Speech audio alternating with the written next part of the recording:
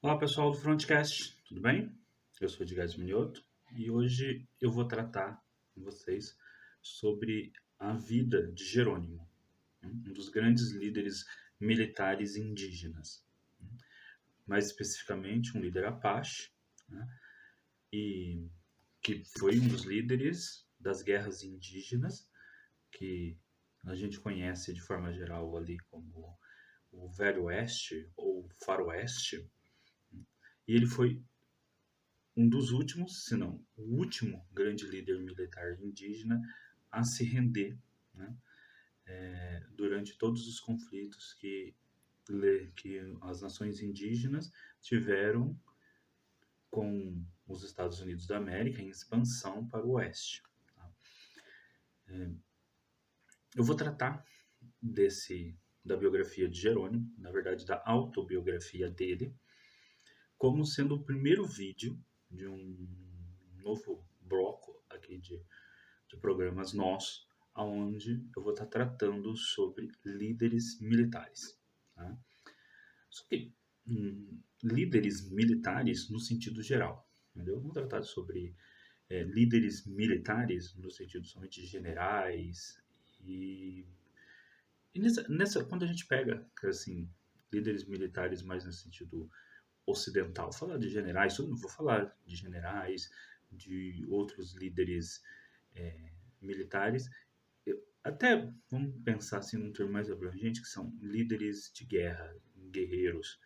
Tá bom? Por quê? Porque para que a gente possa tratar também, né, de líderes como Jerônimo, que era um líder militar, mas que não se enquadra dentro daquela perspectiva de militar quando a gente pensa a partir do modelo ocidental, né? A partir desse modelo de uma carreira militar que a gente tem hoje, mas de líderes militares no sentido de líderes de guerra, que pode ser tanto um chefe militar indígena como um chefe militar de outras culturas, egípcias, chinesas, alguma cultura africana, né, alguma cultura europeia da Idade Média, da Idade Antiga e tudo mais. E por que a escolha de Jerônimo? A escolha desse personagem, Jerônimo, né, vai principalmente porque ele foi um dos primeiros líderes militares, tá, da vida dos líderes militares que eu tive contato ainda, né, na adolescência, né, quando eu comecei a estudar mais profundamente questões a ler, né, alguns livros, alguma coisa sobre guerras, das primeiras coisas que me impressionou foi o Faroeste. Eu gostava muito de ler, principalmente histórias em quadrinhos de Faroeste, né, mas eu também lia bastante livros de Faroeste que haviam disponíveis na biblioteca pública da, da cidade onde eu morava. E ali no começo dos anos 90 foi também quando estreou o filme Jerônimo, que contava a história do Jerônimo, e ele era um personagem que aparecia em histórias em quadrinhos, principalmente uma que eu gostava muito, acompanhava, chamada Epopeia Tree, que também foi traduzido para o Brasil como História do Oeste. Ela tem, depende da versão, a Epopeia Tree 73 volumes, História do Oeste teria 75, mas no Brasil a editora Record nunca terminou de publicar. E eu até vou depois, como continuação desse vídeo, nós vamos gravar, eu e o Victor, depois, um vídeo sobre o filme Jerônimo, que inclusive ele está aqui na capa do livro, que eu vou comentar hoje com vocês, né? Aqui é a cena do filme. Como também sobre, depois, uma história em quadrinho que conta a vida do Jerônimo, que vai para o nosso outro quadro sobre HQs, enquanto o comentário do filme vai para o nosso quadro sobre filmes de guerra.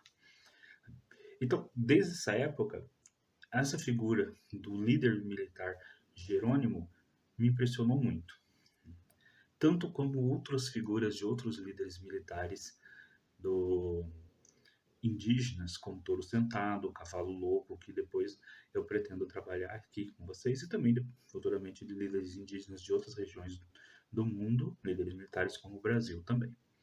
Tá? Mas nesse primeiro momento, então, eu vou falar com vocês sobre o Jerônimo. Então, aí eu vou partir dessa fala minha, deste livro, Jerônimo, Esse livro foi lançado pela própria capa, a gente vê em decorrência do filme, né? Ele foi lançado em decorrência do filme, quando o filme estreou. Esse livro é de 1994, tá? Ele foi lançado em decorrência do filme. Aqui na capa a gente vê justamente uma cena aí do filme, Jerônimo. É um livro da LPM. E como acontece muito no Brasil, né? Você precisa às vezes ter um filme, ter uma obra mais que se espera que faça sucesso e que venda muito para que haja o lançamento de um livro. Infelizmente, até hoje no Brasil acontece muito isso. Se não sai uma série de TV, se não sai um filme, a obra nunca é traduzida para o português. Vou me especificar aqui sobre as questões militares. Tá? Primeiro, o Jerônimo, quando ele nasce, tá? E aqui vou primeiro mostrar uma foto dele idoso para vocês. Vida militar. O Jerônimo já nasce, quando ele nasce, no século XIX, já é um momento em que os apaches já estão há muito tempo em guerra contra os invasores espanhóis. E aí o México se torna independente. Né? O Jerônimo nasce naí, nesse momento. O México se torna independente após a independência. E os apaches vão travar uma guerra também contra os mexicanos. Então vai ser uma guerra de muitos e muitos anos, praticamente quase o século XIX inteiro, contra os mexicanos. E depois também, quando os norte-americanos invadem o norte do México, primeiro colonos norte-americanos chegam ao Texas, o Texas se declara independente, mas posteriormente os Estados Unidos invadem todo o território do norte do México, onde hoje é o Novo México, Arizona, Califórnia, incorpora esses territórios aos Estados Unidos. Num primeiro momento, os apaches até tentam uma aliança com o governo americano para enfrentar os mexicanos, que o governo americano não aceita, diga-se de passagem, e depois eles passam a enfrentar tanto os mexicanos quanto os americanos. Em batalhas, gente, que sempre são muito desiguais, porque nós temos que lembrar que você tem de um lado um povo, uma sociedade, né, que vive numa era pré-metálica, tá? Então, que não dominam nem a fabricação de armas de ferro e aço, né? E muito menos a pólvora, contra as sociedades que já têm este domínio. Tá?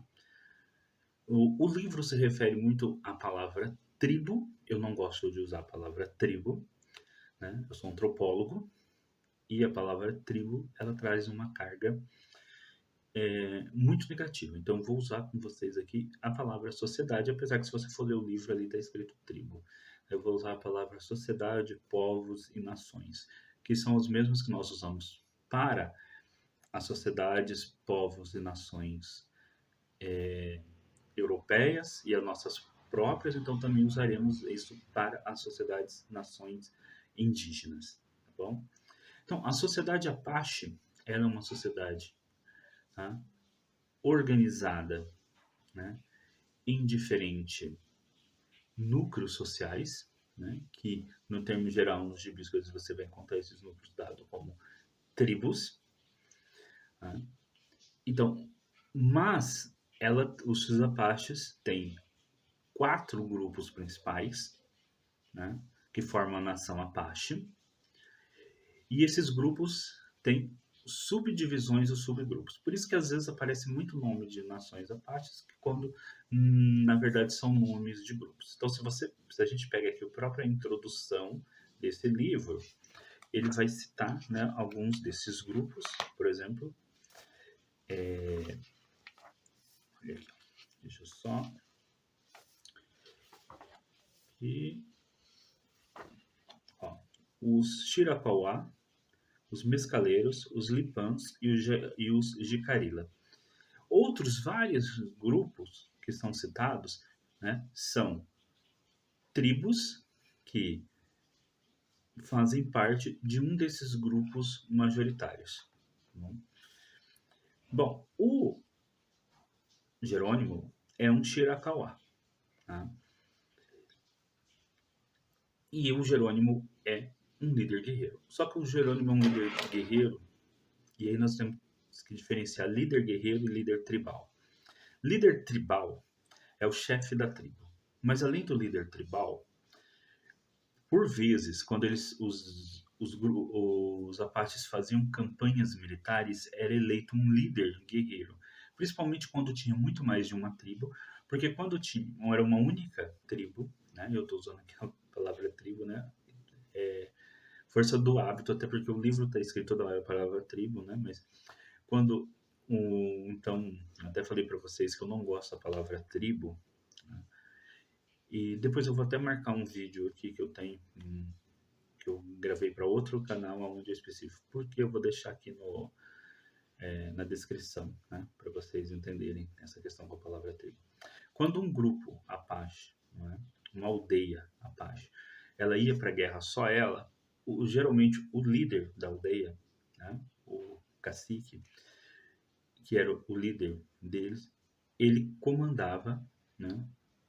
Tanto a ele era tanto o líder daquele grupo, quanto ele também era o líder militar. Agora, quando diversos grupos se reuniam para fazer uma expedição, né, e se elegia um outro líder, que era esse líder que iria comandar a expedição.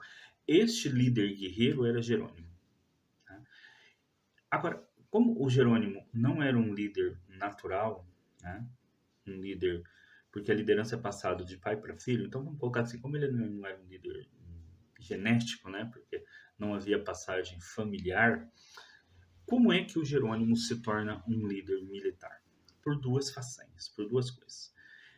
Primeiro, logo nas primeiras expedições, ele se revela um guerreiro muito ágil, muito destemido e que se destaca dos outros. Então isso já lhe ordena para ser um líder. E uma segunda, ele também é um xamã.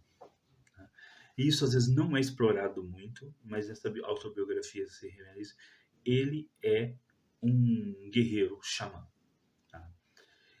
Então, ele tanto no momento das batalhas e após as batalhas, ele pratica a cura, e ele mesmo fala isso na sua autobiografia, que ele ajudou a tirar muitas balas, né, muitos projéteis, né, de guerreiros feridos, e que ele fazia o ritual da cura em vários guerreiros, né, como ele também tinha a questão das artes divinatórias. Tá? Então ele é iniciado, e isso nessa autobiografia fala, mas uma outra biografia que eu tenho dele, depois eu vou comentar com vocês, também comenta, ele fala que ele foi iniciado na magia Apache. Então ele era um líder, guerreiro, xamã. Né? E isso lhe dava um enorme respeito dentro da sua sociedade, pois ele era um xamã guerreiro. Né? Então ele tanto dominava a arte da guerra, como dominava a arte do xamanismo. Né? E essa questão de ter as visões, né, de dominar as artes divinatórias, é muito importante para que o líder possa, então, guiar os guerreiros nas empreitadas. Né? Inclusive, os sucessos do Jerônimo nessas empreitadas, né, se deve, entre outras coisas, né, tanto pela sua capacidade como líder militar, mas também por ser um xamã, né, pelo domínio das artes divinatórias na perspectiva dos povos apaches. Bom, vamos falar um pouquinho sobre a guerra para os apaches. Então, primeira questão, né?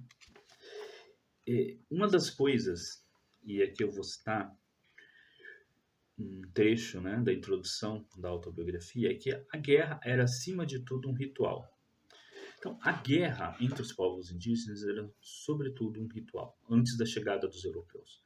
Então, eles faziam a guerra, né, e era um momento, um grupo atacava outro, né, e esse outro grupo às vezes revidava com outro ataque, mas não havia aquela questão da conquista do território e nem da necessidade de eliminar completamente um grupo.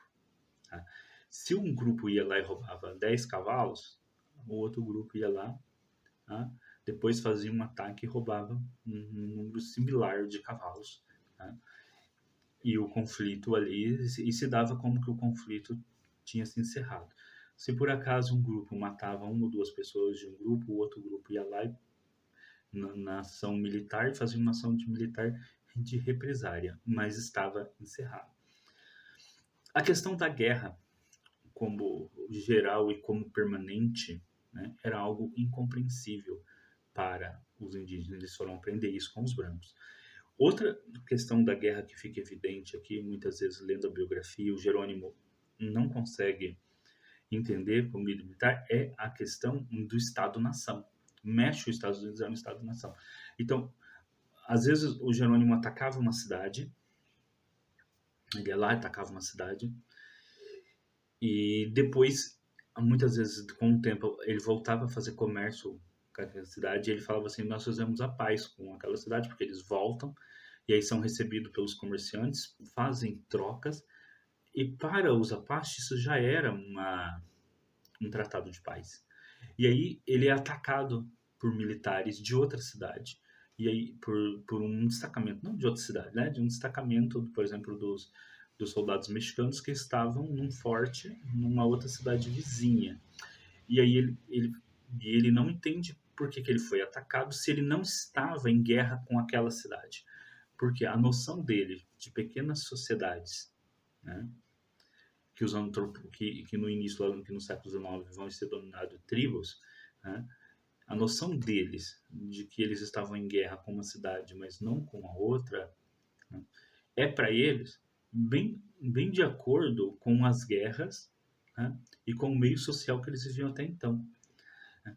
E não uma perspectiva do Estado-nação, porque você ataca uma cidade, a outra cidade vai... O destacamento militar do nacional, não importa se ele está numa cidade vizinha ou em outra cidade que você não considera que você está em guerra, você está enfrentando um Estado-nação. E aí você já percebe, né, a dificuldade, né, e porque, evidentemente, com o tempo, os povos, né, nativo-americanos, os povos originários, os povos autóctones, tanto da América do Norte como da América em geral, vão ser derrotados pelos Estados-nações. Né? A própria concepção de guerra deles é diferente da concepção de guerra introduzida pelos europeus e depois pelos Estados-nações independentes da América, do continente todo, inclusive do Brasil. Né? Porque é uma outra concepção de guerra que leva em consideração um Estado-nação e não as disputas que entre pequenas sociedades que até então haviam. E isto é muito difícil para o Jerônimo compreender, que quando ele ataca uma cidade do México, e ele não está em disputa apenas com aquela cidade, ele está em disputa com todo o Estado-nação mexicano, que vai mobilizar suas tropas contra todos os Apaches. E que quando o Estado, quando uma comunidade Apache ataca o México considera todos os Apaches, independente se fazem parte ou não, tá, daquela sociedade, mas eles consideram toda a nação Apache, né, como inimigo. Então, esse tipo de mentalidade de guerra, é interessante a gente pensar nisso quando você tem duas sociedades, tá, que têm organizações completamente diferentes, formas de fazer a guerra completamente diferentes, e elas entram em contato. Né? E aí você vê, né, como que a longo prazo, né, a sociedade Apache, né, teria muita dificuldade em vencer essa guerra, porque a forma com que o Estado-nação faz a guerra não é a mesma forma com que eles estavam acostumados. Né? E naquele momento ali, a forma com que o Estado-nação faz a guerra, né, vai levar à vitória. Tá bom? Entre outras questões, por causa da superioridade tecnológica. Né? O aço, né, sobretudo. E é lógico que você também tem a guerra bacteriológica, que foi usada muito contra os indígenas, né? A questão das doenças que chegam, né, que matam muitos dos povos indígenas, né?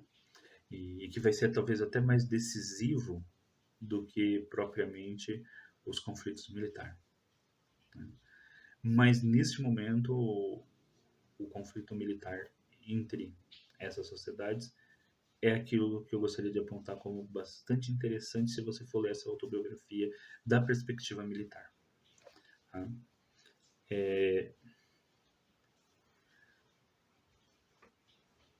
Então, aqui o autor da introdução, que não é um Jerônimo, tá? É um especialista em cultura indígena, né? Ele até comenta isso, não é? Essa diferença entre culturas que, que estão, né, em guerra, né? Entre duas culturas muito diferentes. E ele fala também, né, que a questão de que os apaches eram, na verdade, guerrilheiros e tinham um estilo de guerra que não agradava muito os imperialistas, mas que é muito necessário para os seus adversários. Então, e aí ele faz uma comparação com o Che Guevara. Bom, isso vai ser interessante, né, para quem está para quem está estudando questões de guerra. Existem dois tipos de guerra, né? Existe o tipo de guerra simétrica, que eu já comentei aqui em outros vídeos no canal, que é quando duas forças militares da mesma proporção se confrontam. Por exemplo, Primeira Guerra Mundial, uma guerra simétrica. Você tem trincheiras, um lado os alemães, do outro lado os franceses, ingleses da mesma proporção.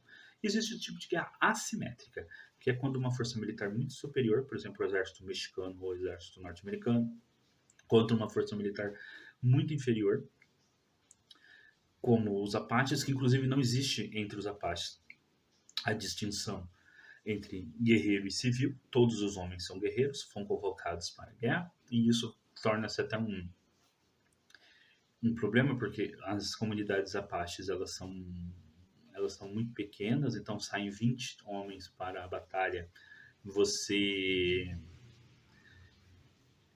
a tribo fica quase totalmente desprotegida, e muitas vezes é nesse momento que os norte-americanos e mexicanos atacam a tribo. Então eles estão na guerra, e quando eles chegam a aldeia foi atacada, tem um monte de mulher, criança morta, né? Então e esse tipo de guerra, quando você tem essa proporção, qual que é a arma que você utiliza? Qual que é a estratégia utilizada? Que os apaches utilizavam? Aquilo que nós vamos conhecer depois como guerra de guerrilha, né? Que é a guerra quando o seu inimigo é muito poderoso, você só pode enfrentar ele de forma de guerra de guerrilha, que é a forma assimétrica. Que não é a guerra, como o autor aqui está falando, né, que os imperialistas gostariam. Né? Porque se fosse uma guerra simétrica, certamente os apaches seriam vencidos em poucos dias. Né? Porque a quantidade de número de pessoas é completamente desproporcional. Tá? O autor da introdução é o Frederick Tanner III. Às vezes, quando a gente assiste filme de faroeste, então tem aquele monte de índio atacando, né? Então, e aí é uma troca de tiro, às vezes mesmo em histórias em quadrinhos de faroeste. Mas quando a gente vai ler os relatos históricos, a proporção numérica dos indígenas sempre é muito inferior. Tá? Então, assim, não havia como aquela questão que mostra sempre os apaches, por exemplo, parece que haviam milhares de apaches em guerra constantemente. Não, os números eram contados na casa. Muitas vezes as expedições eram na casa nem na dezenas, era a casa das unidades. Saíam 5, 6 guerreiros para buscar cavalos, né? E gado, e conseguir dos mexicanos, e aí eles enfrentavam uma tropa mexicana em 5, 6. Quando eram batalhas com grande número de guerreiros, era na casa das dezenas. Era muito, muito, muito raro haver centenas de guerreiros. Tá? Tanta vez que umas vezes que houve centenas de guerreiros envolvidos foi na Batalha de Bjorn, né? Que foi a batalha do Sioux contra o general George Armstrong Custer, que depois vai ter vídeo aqui sobre ele também. Bom, mas no geral, as batalhas envolviam apenas números de unidades ou dezenas. Tá? Raramente ultrapassava centenas de guerreiros. Então, vou seguir agora aqui com vocês, né? Então, colocando aí que o Jerônimo era um xamã guerreiro, tá? Eles tinham um profundo amor à terra e à defesa da sua terra. Vou seguir aqui, então, a autobiografia. A autobiografia é dividida em partes. A primeira parte se chama Os Apaches. Essa parte é bem interessante, porque o Jerônimo conta como se originou o povo Apache na perspectiva, tá, dos próprios Apaches. Então, para quem gosta de relatos etnográficos, de relatos sobre a cultura, os mitos, os folclores de povos, essa parte é bem legal. Tá? E eu destaco aqui a parte que ele fala de como ele aprendeu a usar ervas medicinais, que é justamente uma parte que vai colocar como um xamã guerreiro, né? Um líder militar xamã guerreiro, que é uma distinção que na nossa cultura a gente muitas vezes faz, mas que em várias culturas não havia distinção entre você ser um líder militar, um guerreiro, né? Um agricultor, um caçador, um guerreiro, um líder militar, e ao mesmo tempo também um xamã, né? E alguém que dominasse a arte da cura. E o Jerônimo ele se destaca justamente, né, por não ter sua liderança não ser natural, ele não era ele é filho de um chefe tribal, ele vai se transformar em chefe de guerra, né, ele vai liderar a tribo apenas na época de guerra, ele é um chefe militar, mas justamente por ser um xamã também. E isso vai destacar dele. Né? E tem até eu vou citar aqui só como exemplo um dos fatos curiosos que é apresentado. Ele fala que no início o mundo estava dividido entre as criaturas do ar, os pássaros, e as criaturas da terra, os ursos, etc. E que os homens não conseguiam se. Todos os homens que nasciam eram mortos pelas criaturas da terra. Né? Então os homens não conseguiam prosperar, principalmente os ursos. Até que então existe uma guerra entre os pássaros, né, que as águias lideram, contra os animais da terra. Os animais da terra perdem essa guerra e diminuem muito em número, e isso permite que os homens então passem a existir. Né? E com isso, é por isso que eles usavam cocares, né, com penas que eles recuperavam de pássaros, né, nos ninhos, etc., que eles achavam perdido, e usavam cocares para homenagear as águias e os pássaros, porque foram graças às águias e os pássaros que que a humanidade prevaleceu, que a humanidade conseguiu prevalecer. Né? Vai falar sobre porque eles não comiam cobras, rãs e peixes. Né? E é até interessante isso que ele fala que quando eles iam para o rio, mesmo tendo peixe, eles não comiam. Haviam tabus alimentares contra esses animais. E aí tem um capítulo dedicado aos mexicanos. E esse capítulo, para nós que estamos trabalhando história militar, ele é um capítulo interessante. Então eles falam que eles iam a partir de ele começa o relato da guerra contra os mexicanos a partir de 1858. E aí ele vai falar, né? Ele começa falando de como os mexicanos atacaram uma aldeia dele, tá? Onde ele tinha, e que mataram a mãe dele, a esposa dele e os 3 filhos que ele tinha. E que a partir daí ele liderou um grupo, né, de vingança em 1859 contra os mexicanos. Então haviam 3 grupos, inclusive participavam desses grupos chefes Cochise, o chefe Roa e o chefe Mangas Colorado. E eles lideram um grande grupo de ataque de soldados que conseguem então vencer os mexicanos, tá? E impor uma vingança por essas pessoas que tinham ido contra os mexicanos, porque eles tinham ido comercializar com os mexicanos, estavam fazendo comércio, não estavam em guerra. E aí os soldados mexicanos atacam de surpresa e matam diversos apaches, inclusive a mulher e os filhos do Jerônimo. E nesse momento, nessa batalha, né, a batalha de Kashkir, Kashkir, né, que ele se destaca como guerreiro, né, e aí ele fala assim que ele matava com sua faca e sabre vários inimigos e que de repente, e que quando não havia mais nenhum inimigo, que eles tinham matado todos os soldados mexicanos. Ele diz o seguinte: mas os Apaches haviam visto tudo.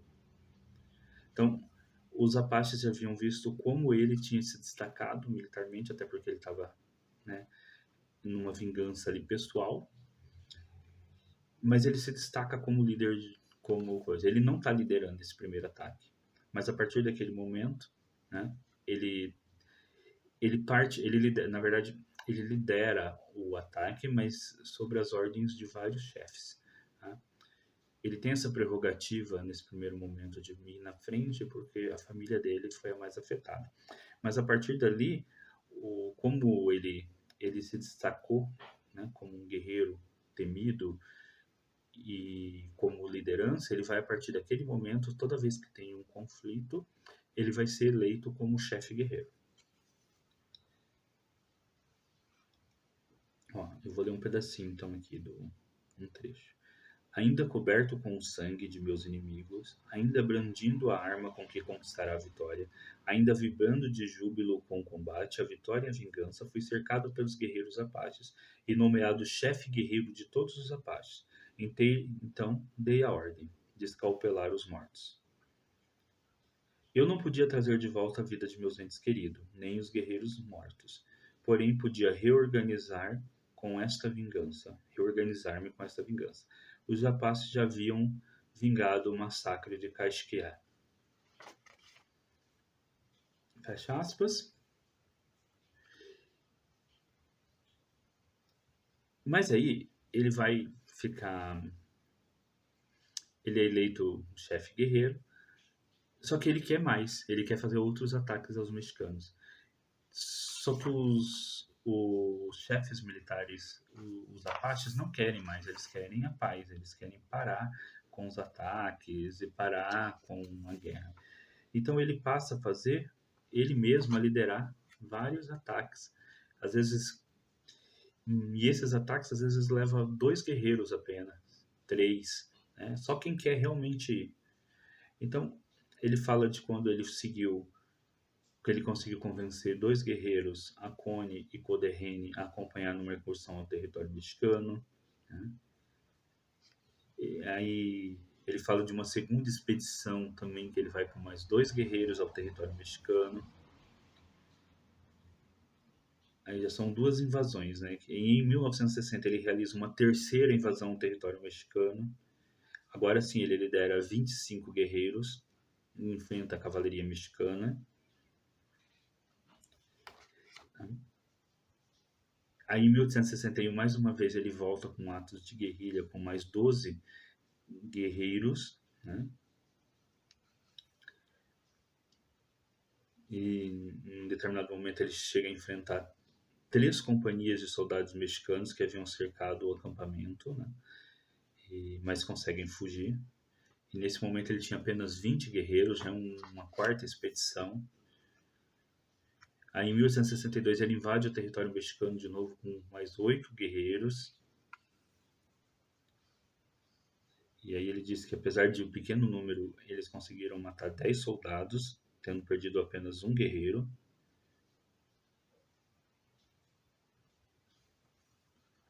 Em um outro momento, ele está lá lutando agora com mais 30 Apaches. Aí no verão de 1963, ele invade novamente o território mexicano, agora com 3 guerreiros, armados com lanças, arcos e flechas. E aí ele diz que os mexicanos já tinham tanto medo que só de dar o grito de guerra eles corriam, mesmo eles estando só com arcos e flechas. Aí em 1864, para abastecer a tribo, ele lidera mais um ataque com outros 20 guerreiros. E aí, nesse momento ele obtém muitas provisões para a tribo.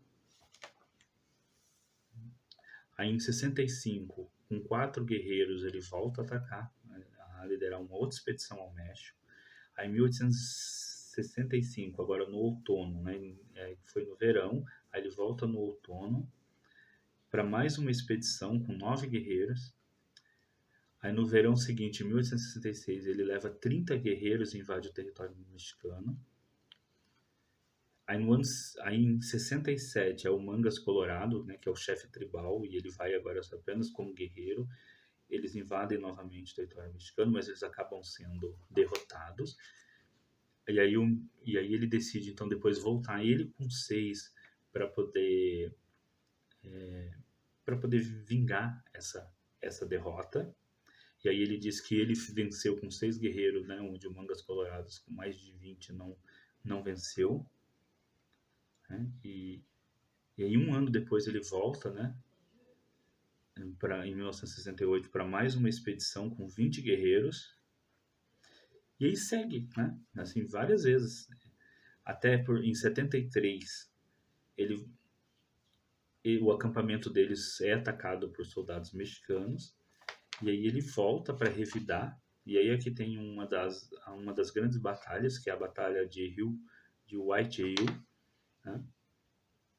Onde duas companhias de cavalaria, né, atacam eles, e eles enfrentam 2 companhias de cavalaria, tendo 60 guerreiros.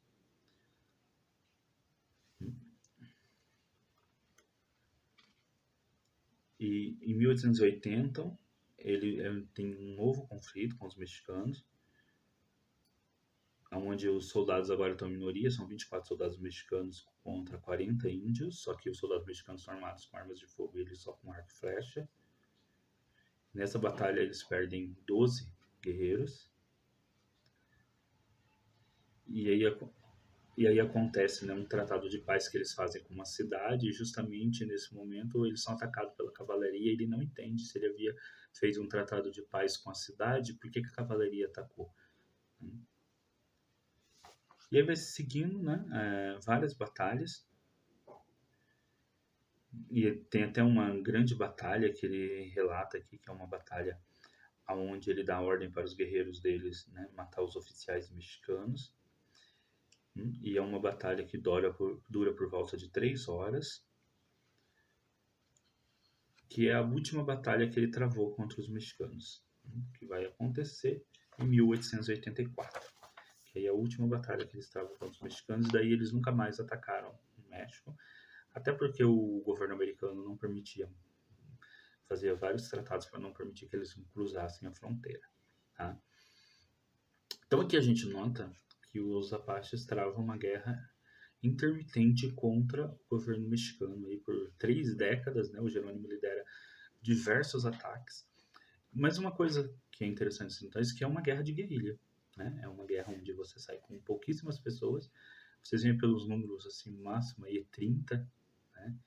Só em uma única ocasião tinha 60 guerreiros, o máximo é 30, mas o normal é 7, 8 pessoas no máximo, né? Que saem e enfrentam. Então isso é muito diferente daqueles filmes antigos de faroeste mais populares, assim, que vinha aqueles bandos enormes de apaches atacar, né?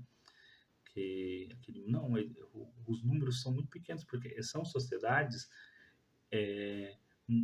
onde, até pelo tipo, por não praticarem praticamente agricultura, só viverem da caça, são sociedades onde o número de pessoas por sociedade, né, é muito restrito. Então, geralmente, essas comunidades tinham 80, 100 pessoas. Né? Você não podia... Então, o número de guerreiros disponível ali era 15, 20 homens. Né?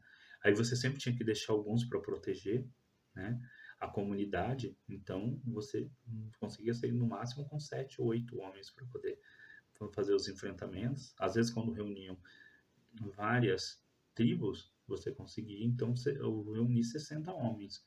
Nunca muito mais do que isso. Então, o desnível da guerra, olha como ela era totalmente assimétrica. Né? Você tinha cavalarias que vinham lá com várias divisões, com várias companhias, né? Que cada uma lá tinha 30, 40 homens, para perseguir, às vezes, um grupo que não todo davam 8 pessoas. Então, por isso que eles usavam o que eles usavam, a tática de guerra de guerrilha, que era a única tática possível de enfrentamento. E uma coisa que o Jerônimo sempre relata é que na maioria das vezes, inclusive, eles estavam a pé. Eles não tinham nem cavalos. Então eles enfrentavam a cavalaria mexicana e americana a pé, né? E por isso eles usavam a favor deles o quê? O domínio que eles tinham do terreno.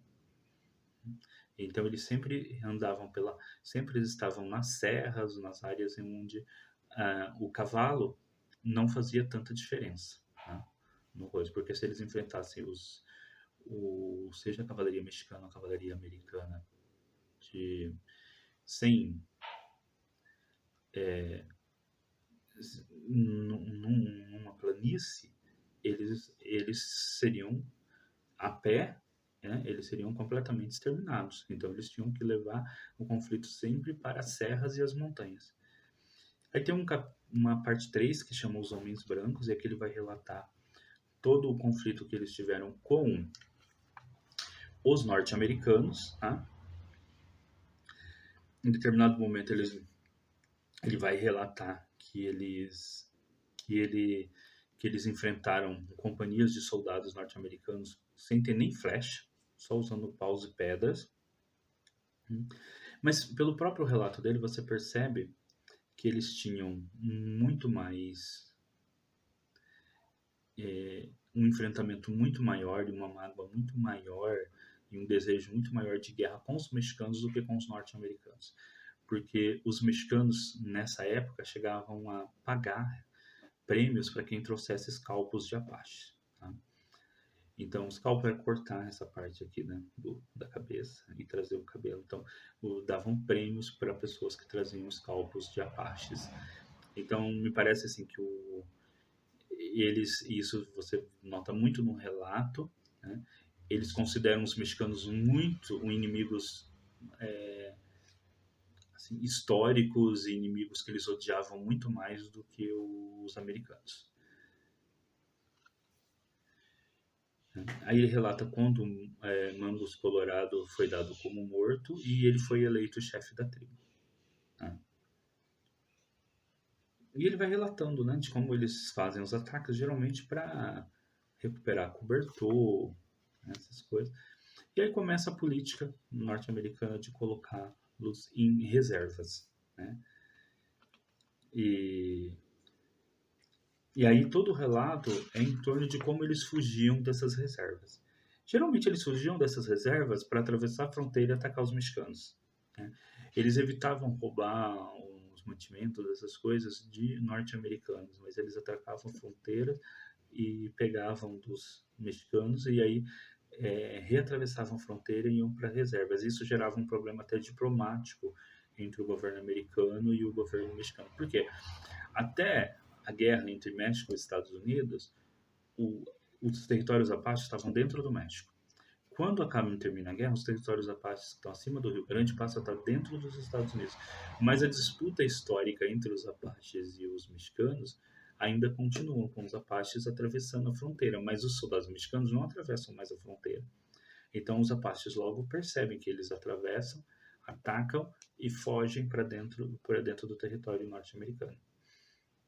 E é isso que vai levar a cavalaria norte-americana a entrar em conflito com os apaches, né? Porque é justamente para impedir que eles façam isso, porque gera problemas diplomáticos entre as duas nações. O que se vai destacar muito, né, nesse relato aqui vai ser muito mais os tratados quebrados. Então eles fazem tratados, o exército americano vai lá e quebra o tratado.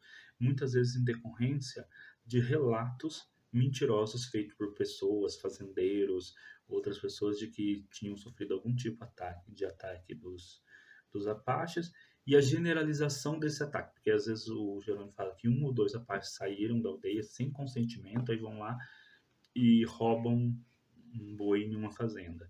E na hora de punir, todos os apaches são punidos e não apenas aquele que é o criminoso. E ele cita aqui até um momento em que eles eram um pouco mais de uma dezena de pessoas mas o governo destaca 2.000 soldados para os procurarem nas serras, né? Sob a liderança do general Crook, né? Então, aí ele, né, e durante todo o relato a gente vai vendo essa desproporção de forças. E nesse momento, inclusive, eles estavam sendo procurados de um lado. Teve um momento em que o México permite que a cavalaria americana entre dentro do território mexicano para persegui-los. Né? E eles são perseguidos por quase 2.000 soldados, somando aí soldados americanos e mexicanos. Persegue lá um pequeno grupo de Apaches. Aí ele fala assim, que nesse momento ele sentia que todos eram seus inimigos, americanos e mexicanos. Aí eu até vou ler aqui um pequeno trecho. Ó. Se voltássemos à reserva, seríamos presos e mortos. Se ficássemos no México, continuariam a enviar soldados para lutar contra nós. Assim não dávamos tréguas a ninguém e não pedimos favores a ninguém, porque eles diz que sentiam que todos eram seus inimigos. Aí, por fim, a desproporção vai ser tão grande que em um determinado momento o Jerônimo percebe que a possibilidade de vencer ou de continuar com a vida deles como eles gostariam é impossível. Né? Até que em 1887, então, ele se rende. Passa, então, a viver em reserva. A partir daí, ele passaria a viver em reserva. E a quarta parte do livro vai falar um pouquinho sobre a cultura Apache, inclusive sobre a religião. E a última parte, que é o apêndice, vai trazer, então, documentos sobre a questão do rendimento deles em 11 de fevereiro de 1887, que é aprovado pelo Senado norte-americano, que é o rendimento definitivo dos Apaches, e quando então o Jerônimo é preso, né? Inclusive o último relato dele, ele intitula, né, a vida dele como prisioneiro de guerra, e até o fim da vida o Jerônimo vai se considerar um prisioneiro de guerra.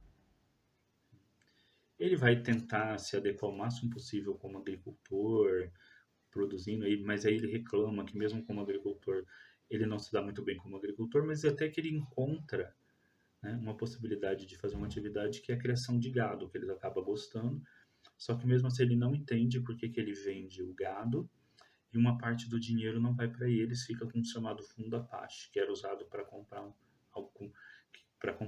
mantimentos e equipamentos de forma geral para a aldeia.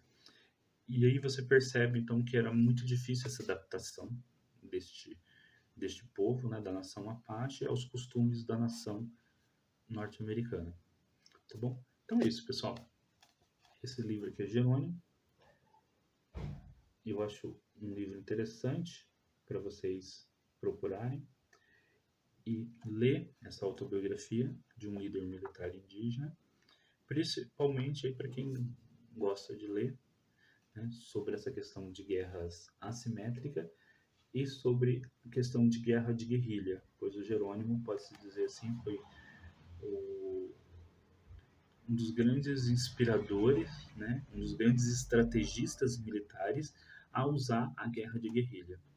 A, em determinado momento, enfrentar exércitos de nações muito superiores àquele que ele tinha, como o México e os Estados Unidos, com guerreiros armados com arco e flecha, enfrentando nações que tinham já do material bélico, rifles, né, canhões e tudo mais, e ele com arco e flecha, esse totalmente desproporcional, mas através da guerra de guerrilha conseguir forçar, inclusive, tratados de paz, mesmo que depois eles eram desrespeitados, e ser um inimigo militarmente temido, apesar da desproporção imensa de homens e materiais que ele tinha com relação aos seus inimigos. Então, é um livro muito interessante para quem quer conhecer um pouquinho sobre esse tipo de conflito militar, onde você tem povos originários enfrentando essas nações constituídas, né, a partir da colonização europeia no continente americano, com forças militares absolutamente desproporcionais e onde a guerra de guerrilha ela é o principal elemento utilizado para, pelo menos, mais ou menos, tentar aí uma resistência que, em certa medida, né, vai dando uma sobrevida a esses conflitos. Apesar que, se você for analisar friamente, né, e pegar os meios que um lado e o outro tinha,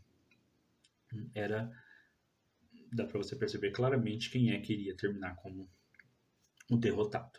Né? Como realmente acontece, os Apaches terminam derrotados, afinal eles estão enfrentando dois estados-nações, os mexicanos e os americanos, praticamente ao mesmo tempo, com recursos muito, muito, muito inferior.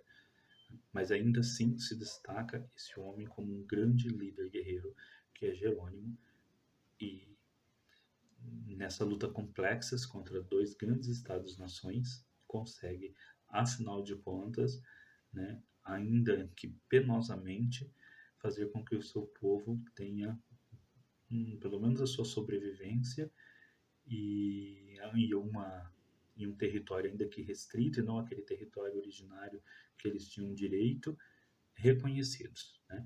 Mais tarde, os Apaches vão conseguir, então, voltar ao Arizona, que é o grande desejo do Jerônimo, e ter alguns de seus territórios originários lhes devolvido.